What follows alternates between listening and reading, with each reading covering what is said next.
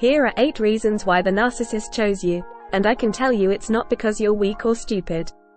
In fact, you can bet it's because you're the complete opposite. 1. Because you were there. Sometimes a narcissist doesn't even necessarily choose you, it's simply because you were there at the right time. Maybe they were already in a relationship, but they were wanting to discard their current partner. Then you came along at just the perfect time, to be the replacement, unbeknownst to you. It's possible that they'd just been discarded themselves and had no other supply in the wings, therefore they'd take any attention that they could get. Maybe the narcissist just needed a place to live and hey presto, you had a spare room or a spare couch. If you just so happen to walk past at the exact time when the narcissist wants another source of supply, they'll set their target on you for nothing other than sheer convenience. Then through the ensuing love bombing phase, you'll quickly be tested as to whether or not you'll be a suitable and compliant partner. 2. To enhance their false reality. The narcissist discarded their true self a long time ago as a trauma response. They simply could not accept the part of themselves that would cause them to experience such feelings of shame, defectiveness and unworthiness. In place of their true self, the ego created a false self, to shelter themselves from the very truth they sought to run from. So, instead of experiencing the full spectrum of what it means to be a human, they discarded the part of themselves that would allow them to feel empathy, compassion, love and kindness. In other words, the narcissist amputated their conscience. Their ego went on to construct an entire false world, which serves to confirm to the narcissist that they are superior, special, entitled and above all others. The problem is that their self-made reality is a complete fantasy, nothing more than an illusion. However, the narcissist needs to preserve their false reality for them to psychologically survive. Therefore, they need constant validation from the outside world that says, yes, your false reality is real, even though it's not. Given how detrimentally important it is to a narcissist that they keep their false reality alive, they are constantly on the prowl for people who will serve to enhance their agenda. You see, narcissists don't view other people the way you and I do. To them, people are merely tools to be used, then discarded when they finish with them. Much like a material item. Now, you're probably asking yourself, why did the narcissist choose me to enhance their false reality? Well, you obviously offered things that the narcissist viewed as valuable, for propping them up and making them look a certain way. Maybe you offered the narcissist the ability for them to have the perfect family, or they could ride the wave of your success and claim it as their own. You may have had the financial or physical stability for them to mooch from, without them having to take full responsibility for themselves. The possibilities are endless, when it comes to what false reality the narcissist seeks to create, and paint for the world around them to view. 3. For your empathy and compassion. Narcissists gravitate towards people who display high levels of natural empathy and compassion. Since they are in the business of taking, and empathetic people are in the business of giving, it's the perfect deal for them. Narcissists certainly know how to play the victim to get the outcome that they want. The scariest thing is, they'll play their role so convincingly, that even empaths, who have the intuitive ability to feel the energy behind what people aren't saying, are easily hoodwinked. It's because narcissists are such adept pathological liars, that they can cut straight through to your big open heart, and get you to ignore any warning signs. You'll reason things away with, they're just having a bad day, or, they don't really mean to do that, or, it's just their trauma speaking. Compassionate people believe that everyone is inherently good, it's just that some people have bad moments. I've had to learn the hard way, as I'm sure you have too, that everyone is not constitutionally good. We need to naturally allow people to show us who they truly are without blindly handing ourselves over. Then we can make a healthy judgment as to whether or not that person aligns with our values and morals.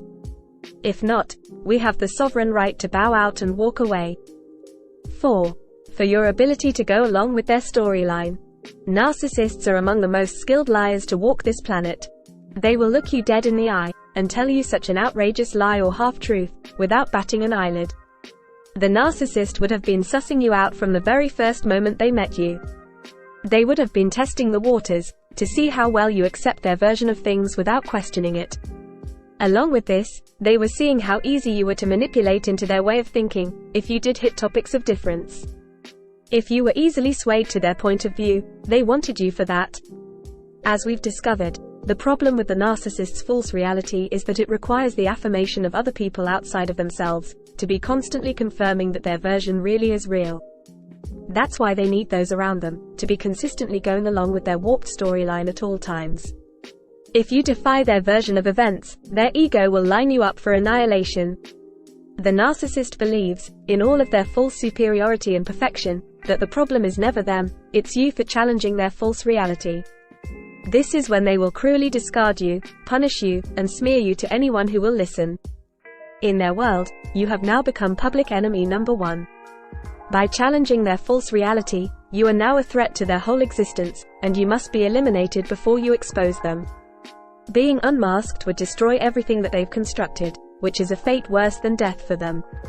All that would be left is the part of themselves that they are utterly disgusted by, a scared little child, filled with deep shame and unworthiness. 5. For your codependency. Codependents are overgivers.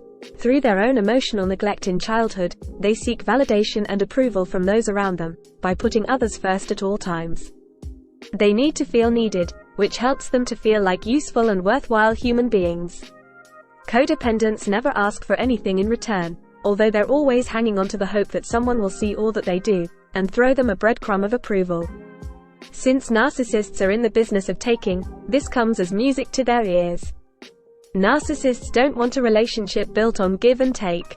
They have no interest in teamwork or partnerships. They want someone who will make them the center of their universe and do all of the giving, while they do all of the taking.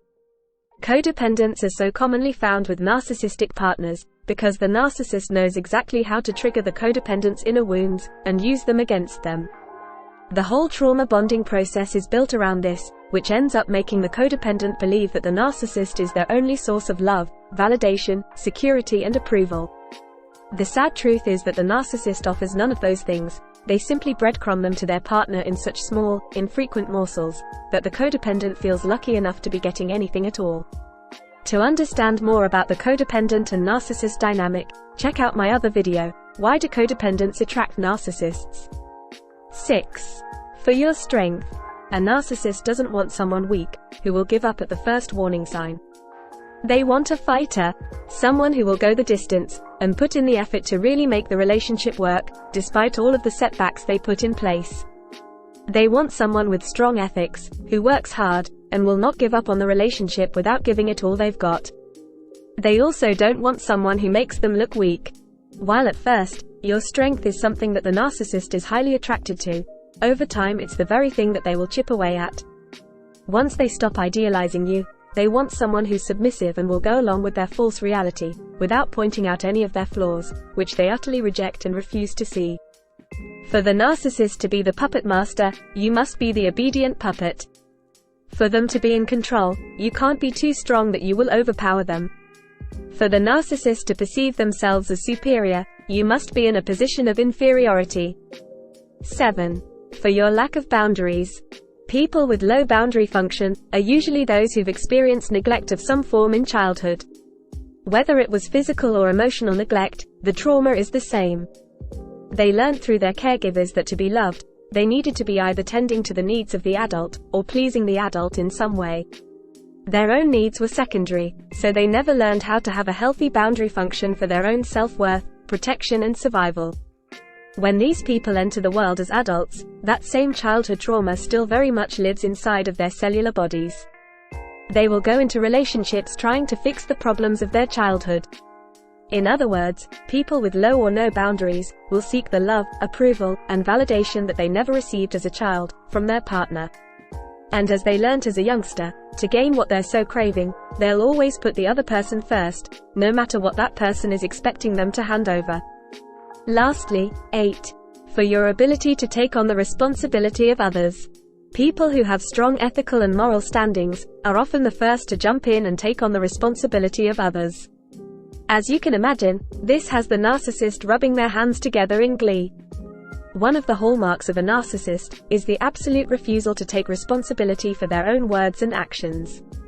They love nothing more than having a serf who will jump into action and actively clean up all of the chaos and mess that they create.